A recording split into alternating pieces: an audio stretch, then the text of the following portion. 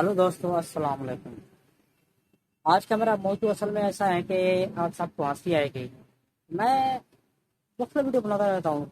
मैंने कहा आज क्यों ना हंसने वाले एक वीडियो बना दूँ, अगर आप सब हंसें तो मेरी एक्टर चेक करना। तो सवाल ये है कि औरतों अगर दुनिया में ना हो तो क्या होगा? अगर औरतें दुनिया में ना हो तो क्या होगा? ये ऐसी बला है जो ना हो तो बहुत कुछ ना होगा। ठीक है ना? आप खाना खुद बनाएंगे, वो तो आप भी बना रहे हैं। बेचारे पढ़े लिखे लोग जितने भी हैं ना, उनकी जितनी भी बीवियाँ हैं, वो बेचारे खाना ही बनाते रहते हैं, या होटल पे लाइन लगा देते हैं, या फिर तंदूरों पे। ये तो काम खत्म हो गया। अगर औरतें ना हो तो इंसान भी ना होंगे, क्योंकि यही से हर इंसान पैदा होता है। ठीक है ना?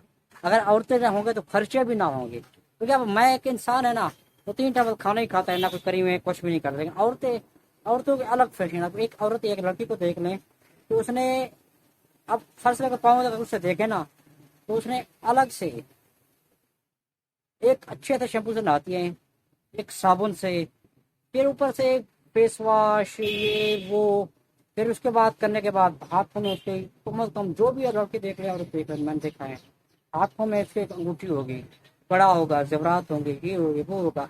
गरीब से गरीब पर भी देखो, उसके भी फैशन का बहुत शौक होगा। पता नहीं कुदरती तौर पर खुदा ने इसके अंदर आंसर ही ऐसा रख दिया है कि जब ये फैशन नहीं करेगी तो ये जिंदा नहीं रहेगी। ठीक है ना? तो ऊपर से इसकी ब्यूटी फेक है, मतलब मेकअप।